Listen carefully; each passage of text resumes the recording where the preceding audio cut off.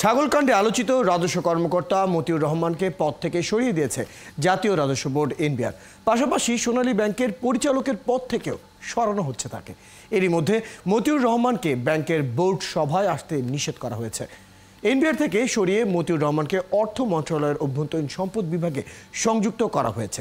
রোববার এই বিষয়ে প্রজ্ঞাপন জারি করেছে অর্থ মন্ত্রণালয়। তবে কেন এই অবস্থা নেওয়া হয়েছে, কেন এই ব্যবস্থাপনা প্রজ্ঞাপনে তা উল্লেখ করা হয়নি।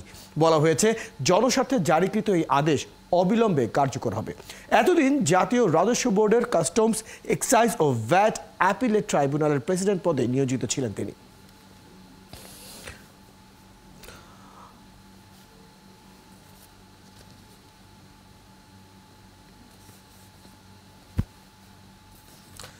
অবশেষে পুত্রের কেনা 12 লাখ টাকার ছাগল নিয়ে দেশ জুড়ে সমালোচনার জেরে রাজস্ব বিভাগের বড় কর্মকর্তা মতিউরকে তার পদ থেকে সরিয়ে অর্থ মন্ত্রণালয়ে স্থানান্তর করা হয়েছে। এই কি এর শেষ? আবার আরেক কেলেঙ্কারি নিয়ে ফেসবুকে সরব হওয়ার অপেক্ষায় থাকবে কি বাংলাদেশ, নাকি অন্য কিছু ভাবতে হবে এবং করতে হবে? এ নিয়ে কথা বলতে আমাদের সাথে যুক্ত হচ্ছেন অর্থনীতিবিদ doctor Ahsan H Mansur. Doctor Ahsan H Mansur, আপনাকে স্বাগত জানাচ্ছি। একই প্রসঙ্গ, মতিউর রহমানকে ওএসডি করা হলো, তিনি কীভাবে এই যে পুরো বিষয়টি, সেটিকে আসলে আপনি কীভাবে দেখেন? এবার কি এই কেলেঙ্কারি ভুলে গিয়ে আবার আরেকটির অপেক্ষায় থাকতে হবে? একটার পর একটা কেলেঙ্কারি আমরা দেখতে পাচ্ছি এবং প্রত্যেকটাই বাস্তব এবং প্রত্যেকটাই খুবই অপ্রীতিকর এবং আমরা মনে করি যে এটা সিমটোম্যাটিক, যেটা হচ্ছে আমাদের জাতীয় জীবনের একটা সিমটোম্যাটিক রিপ্রেজেন্টেশন। এটা শুধু ওটা বলেন এক ভাত, কিন্তু এক ভাতই কিন্তু সব ভাতের কথা বলে দেয় অনেক ক্ষেত্রেই। তো এই আমাদের যে অবস্থাটা হচ্ছে, প্রশাসনের যে অবস্থাটা দুর্নীতি, এমনভাবে এটা দুর্নীতিগ্রস্ত হয়ে গেছে যে এগুলো এইটা হচ্ছে একটা ভাত এবং এর পেছনে কিন্তু হাজার হাজার লক্ষ লক্ষ আমরা ক্যারেক্টার পেতে পারবো, যারা একই ধরনের কার্যক্রম বিভিন্ন স্তরের কর্মকর্তা হয়তো বিভিন্নভাবে করেন, বিভিন্ন প্রশাসন যন্ত্রের ব্যবস্থাপনারা হয়তো বিভিন্নভাবে করেন। কিছু লোক আছেন যারা সত্যিকার অর্থে সৎ এবং তাদের প্রতি শ্রদ্ধা জানিয়েই আমি বলবো অনেক ক্ষেত্রেই এটা তারা দুর্নীতিগ্রস্ত হয়ে পড়াতে কিন্তু আমাদের আজকে সমাজের এই অধঃপতন হয়েছে, আমাদের ধর্মীয় ব্যবস্থাপনার অধঃপতন হয়েছে। আমরা কি দেখতে পাই? করাপশনের টাকা দিয়ে প্রতি বছর হজ করতে যাচ্ছে।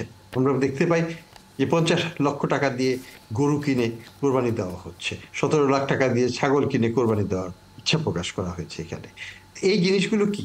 এটা শুধু আমরা যে কতখানি মানে দুর্বৃত্তায়নের কবলে পড়েছি জাতি হিসেবে, আমরা যে কতখানি দুর্নীতিগ্রস্ত হয়ে পড়েছি একটা জাতি হিসাবে, তারই একটা ছোট্ট বহিঃপ্রকাশ এগুলো। তাহলে সেই ক্ষেত্রে ডক্টর আহসান এইচ মনসুর, আমরা তো বারবার একই ধরনের কর্মকাণ্ড, একই ধরনের কেলেঙ্কারির গল্প উঠে আসছে, একই ধরনের খবরের আনুষঙ্গিক বিষয় কিন্তু একই ধরনের উঠে আসছে। এই মুহূর্তে আসলে তাহলে কি করার দরকার আছে? কারণ আমরা দেখতে পাচ্ছি আমলাতন্ত্র এবং পুলিশতন্ত্রের দুর্নীতির দমনে আসলে কি এখন রাষ্ট্রযন্ত্র অসহায়? আমি বলবো যে রাষ্ট্রযন্ত্র তো এখন প্রশাসনের হাতেই। আমাদের বেসামরিক প্রশাসন যে যারা আছেন তাদের হাতেই রাষ্ট্রযন্ত্র বলা যায়। পলিটিশিয়ানের কতখানি ক্ষমতা আছে আমি জানি না, কিন্তু রাষ্ট্রযন্ত্র কিন্তু ফিল্ড লেভেলে সর্বক্ষেত্রে আমাদের প্রশাসন এটাকে ম্যানেজ করছে। তো এখন যে জিনিসটা হয়ে গেছে সেটা হচ্ছে যে দুর্নীতি দমন কমিশন কোনো প্রশাসনিক ব্যক্তিত্বের বিরুদ্ধে কোনো মামলা করতে গেলে সরকারের অনুমোদন লাগবে। সেটা হচ্ছে সরকার এজ এ গভর্নমেন্ট হিসেবে, কেন সাধারণ মানুষের বিরুদ্ধে তারা করতে পারবে, সরকারি কর্মকর্তাদের বিরুদ্ধে করতে পারবেন? এই জায়গাটা একটা বিশাল আমরা কিন্তু প্রশ্রয় দিচ্ছি দুর্নীতিকে। আমাদের অনেকগুলো সিস্টেমেটিক জিনিস আছে যেগুলো আমরা ইচ্ছাকৃতভাবে দেখেও না দেখার প্রবণতা করছি বা প্রচেষ্টা চালাচ্ছি, যেটার কারণে এই দুর্নীতিগুলো আরো বেড়ে চলেছে।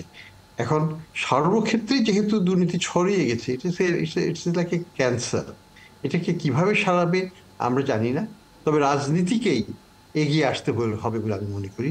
রাজনীতিবিদদেরই এটাকে তাদের হাতেই ক্ষমতাকে আবার তুলে নিতে হবে এবং দায়বদ্ধ করতে হবে প্রশাসনকে আইনের সাথে প্রতি শ্রদ্ধা দেখানো এবং আইন মেনে চলা, এবং সব ক্ষেত্রেই যে দুর্নীতি সেটাকে কমানোর জন্য দুদকের কার্যকলাপকে আরো প্রসারিত করতে হবে এবং ব্যাপকভাবে এটাকে নির্মোহভাবে এটাকে করতে হবে।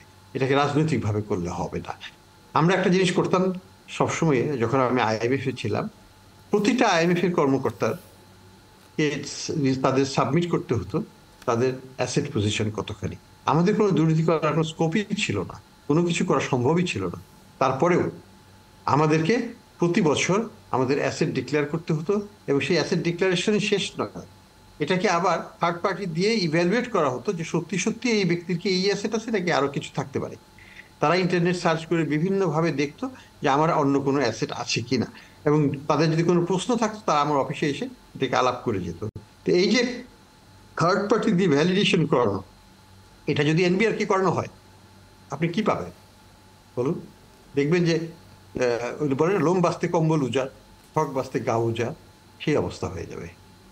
তাহলে মূলত এই বিষয় নিয়ে আরও বেশ কিছু আসলে নীতিগত পরিবর্তনের প্রয়োজন রয়েছে। ধন্যবাদ পরামর্শগুলো আমাদেরকে এই মুহূর্তে দেওয়ার জন্য। দর্শক, আমাদের সাথে যুক্ত হয়েছিলেন ডক্টর আহসান এইচ মনসুর, অর্থনীতিবিদ। তার সাথে কথা বলছিলেন মতিউর রহমানের পদবদল, ওএসডি এবং এই যে কর্মকাণ্ডের যে বর্তমান চলছে যে কেলেঙ্কারি অংশ, তার আনুষঙ্গিক অন্যান্য বিষয়গুলো নিয়ে।